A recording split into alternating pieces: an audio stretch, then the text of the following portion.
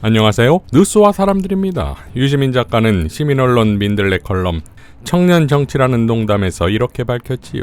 민주당의 혁신. 더불어민주당은 대통합 민주신당과는 매우 다른 정당이다. 모든 면에서 발전했다.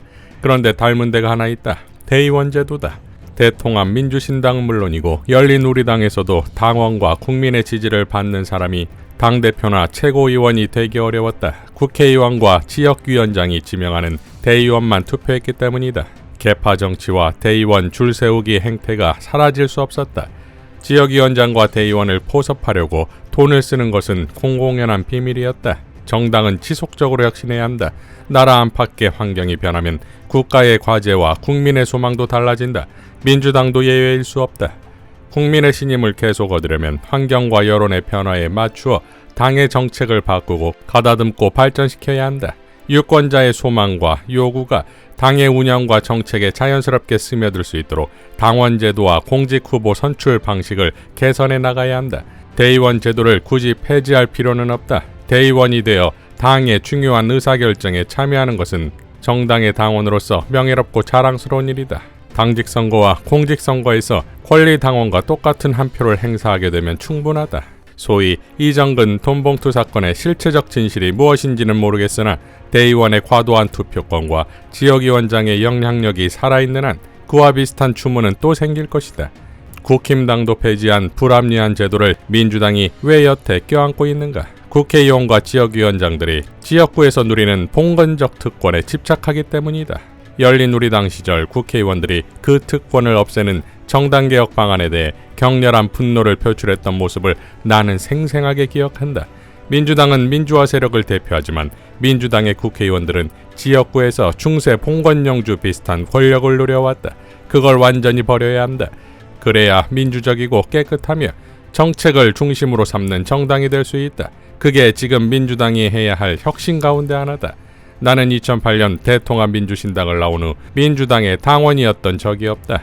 지금은 어떤 정당의 당원도 아니다. 내가 민주당에 대해 비평하면 유시민 말대로 해서 민주당이 잘된 게 있느냐 라고 힐난하는 민주당원이 덜어있다.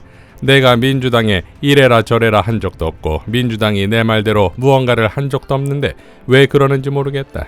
비평가와 다투는 게 국회의원이 할 일은 아니지 않는가. 어쨌든 그래서 민주당에 대해서는 말하고 싶지 않았다. 그런데 오늘 근거 없는 정치 혐오를 부추긴 선진국 출신 청년의 칼럼을 논평하다 보니 민주당 혁신에 대해 짧게라도 말해야만 했다.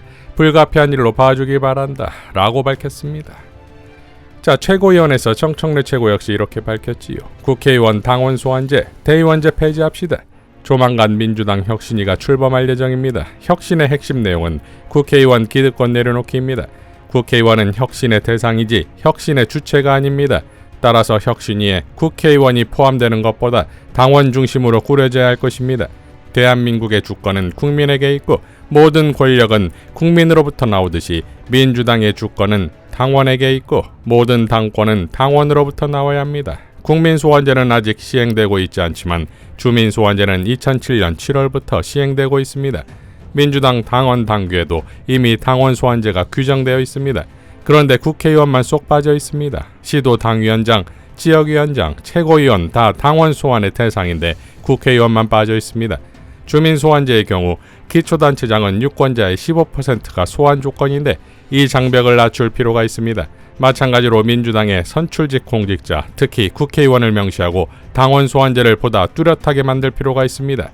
당원 소환 조건도 완화할 필요가 있고 당원 당규를 위반했거나 당의 정체성을 심각하게 훼손한 해당 행위자에 대한 당원 소환제를 기왕에 당원 당규에 있는 만큼 출범할 혁신위에서 핵심적으로 논의해 주시길 바랍니다. 대의원제 폐지는 6월 9일, 10일 여론조사 꽃에서 조사한 바에 따르면 대의원제 폐지 및 표가의 등가성 유지가 73.5%이고 현행 대의원제 유지는 고작 11.2%로 나왔습니다. 당에서는 민주당 지지층이 아니라 권리당원을 대상으로 대의원제 폐지에 대한 당원 소환제에 대한 전수조사를 해야 할 것입니다. 대의원제 폐지, 국회의원 당원 소환제, 이것이 국회의원의 기득권 내려놓기 혁신의 출발이자 핵심 내용이 되어야 합니다. 장경태 혁신위에서도 당원 소환제에 대한 논의가 있었습니다. 후퇴해서는 안 될 것입니다. 대통령도 탄핵했던 대한민국 국민입니다. 국회의원은 당의 공천을 받고 당선됩니다. 당연히 국회의원도 당원들의 탄핵 대상에 포함시켜야 합니다. 국회의원만 예외일 수는 없습니다. 국민 파면, 당원 파면이 실제로 시행되어야 합니다. 민주당의 주인은 국회의원이 아니라 당원입니다. 당의 주인인 당원이 머슴을 쓸 수도 안 쓸 수도 있게 해야 합니다. 정권은 짧고 국민은 영원하듯이 국회의원은 짧고 당원은 영원합니다. 정권이 국민을 이길 수 없듯이 국회의원이 당원을 이길 수 없습니다. 그래야 할 것입니다. 라고 밝혔습니다. 자, 내부와 외부의 이러한 요구로 민주당의 개혁은 순리이자 빼박이지요. 비명이자 친윤이자 반개혁 세력들의 엄풀은 그저 마지막 발악일 뿐인 것인데, 그렇다면 국힘은 어쩌고 있을까요? 국회 교육위에서 새로 보임된 김남국 의원에 대해 조경태가 보임 반대 주장을 펴려했으나 유기용 위원장에 의해 저지됐지요. 유기용 위원장이 김남국 의원에게 보임 인사를 요청하자 조경태는 기다렸다는 듯이 김남국 보임을 반대하는 의사진행 발언을 수차례 요구합니다. 이에 유기용 위원장은 시간이 빠듯하니 의결 마치면 발언 기회를 주겠다고 했고, 이어 안건 의결이 끝나자 시간이 부족한 관계로 의원님들께 발언권을 못 드려 죄송하다고 발언합니다. 이에 조경태가 약속을 지키라고 항의하자 유기용 위원장은 약속을 못 지켜서 죄송합니다. 사내를 선포합니다. 라고 발언했습니다. 자, 그러니까 김남국 의원에 대한 코인을 다시 엄풀해야만 김기현 아들 코인 논란이 물타기가 될 텐데 실패지요? 김기현의 아들에 대한 코인 논란이 일자 이재명 대표는 이제 김기현 대표가 답할 차례입니다. 라고 했는데 그 답변은 이랬습니다. 이재명 대표가 다급하긴 다급한가 봅니다. 제대로 확인도 안 된 일부 보도를 가지고 마치 무슨 호재라도 잡은 양 득달같이 달려드는 모습이 안쓰럽습니다. 제 아들이 언오픈드라는 직원 30명 정도 되는 중소벤처기업 직원으로 취업한 게 뭐가 잘못된 일입니까? 회사 주식을 한 주도 보유하지 않은 채 봉급받고 일하는 회사일 뿐임에도 그 회사가 지급하는 사업과 제 과거 발언을 엮어 억지 논리를 펴는 이재명 대표와 민주당이 참 딱해 보입니다. 라고 밝혔지요.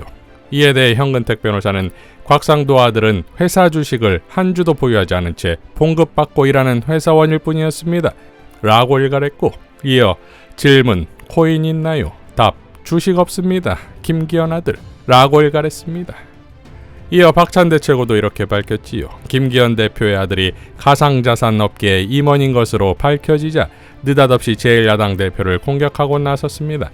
도둑이 매를 든다는 말이 떠오릅니다. 가상자산 관련 의혹이 제기됐을 때 보유 현황과 거래 내역을 투명하게 공개하자고 했던 김기현 대표의 말을 기억합니다. 공개된 위메이드의 국회 출입 결과를 보면 국민의힘 의원실 출입이 훨씬 많았고, 그 중에서도 가장 출입이 많았던 국힘당 허은하 의원실의 보좌관은 퇴직 후 가상자산 거래소 공동대표가 되었습니다. 공교롭게도 김기현 대표 아들은 가상자산 업계 임원입니다. 김기현 대표 말대로 보유 현황과 거래 내역을 투명하게 공개하면 될 일입니다. 김기현 대표는 엉뚱한데 화풀이하지 말고 자신과 가족의 가상자산 보유 현황과 그동안의 거래 내역을 투명하게 공개하기 바랍니다. 떳떳하다면 머뭇거릴 이유가 전혀 없지 않겠습니까? 이어 장경태 최고도 다음과 같이 밝혔지요. 김기현 대표님, 아드님 코인 먹튀 해명하시고 코인 공개해주세요. 지난 6월 5일 최고위 발언을 통해서 국민의힘 지도부에 가상자산 직계 좀비속 공개를 제안드린 바 있습니다. 당시에는 아무 말씀 없으시다가 언론 보도 하나 나오자마자 발끈하시는 걸 보니 더욱 궁금해집니다. 가상자산 공개하라는 질문에 봉급받고 일하는 회사원일 뿐이라고 동문서답하지 마시고 코인 재산 공개 제안에 대한 답변부터 하시기 바랍니다. 김기현 대표는 아드님이 조선 언론에서도 인정하고 국내 최대라 평가받는 코인 관련 회사 해시드 자회사에 2021년 11월부터 근무했다고 말씀하셨습니다. 22년 공개된 아드님의 재산은 자산 약 5억 4천여만 원, 금융채무 약 5억 2천여만 원이었습니다. 23년 공개부터는 독립생계를 이유로 고지 거부하셨는데 코인 관련 업체 이직 시기와 비슷한 이유는 무엇입니까? 참고로 언론 보도에 따르면 모 회사인 해시드 대표는 큰 논란이 됐던 루나코인으로 4조 원가량의 수익을 낸 적도 있다고 알려져 있습니다. 그런 해시드 자회사의 최고 운영 책임자로 김기현 대표의 아드님이 근무하고 계십니다. 중소기업이라면서 왜 모 회사에 대한 얘기는 쏙 빼놓으셨습니까? 아드님의 회사에서 투자금을 모은 후 사업을 방치하고 있다는 이른바 러그풀 투자 사기 논란에 대해 김기현 대표는 입장을 밝혀주십시오. 러그풀은 디지털 자산 프로젝트를 갑작스럽게 중단하거나 잠적하여 투자금을 훔치는 형태의 투자 사기입니다. 아드님 회사는 약 20여억 원 규모의 러그풀 의혹을 받고 있습니다. 장해찬 국민의힘 청년 최고위원은 암호화폐 법안까지 발의하며 뒤로는 암호화폐 보유하면 욕먹는다는 것이 당연하다. 억울하면 정치하지 말라 라고 발언한 바 있습니다. 김기현 대표께서는 아드님 코인 먹튀 논란에 대해 해명하시고 직계가족 가상자산 재산신고부터 해주십시오 라고 일갈했습니다. 자, 그러니까 그토록 김남국 의원을 향한 국힘의 돌팔매질이 고스란히 국힘 대표와 국힘 의원들에게 되돌아가는, 그래서 이제는 국힘이 제기하는 모든 의혹들은 모두 자신들의 의혹인지를 확인해야 한다는 말까지 나오는 거 아니겠습니까? 그러니 국힘이 민주당의 도덕성의 잣대를 들이댄 것이 얼마나 코미디냐 이거지요. 이재명 대표의 중국 대사 회동을 비하하는 방식 역시 굽신댄다는 말을 다른 사람도 아닌 김기현이 말하니 얼마나 웃기냐 이거지요.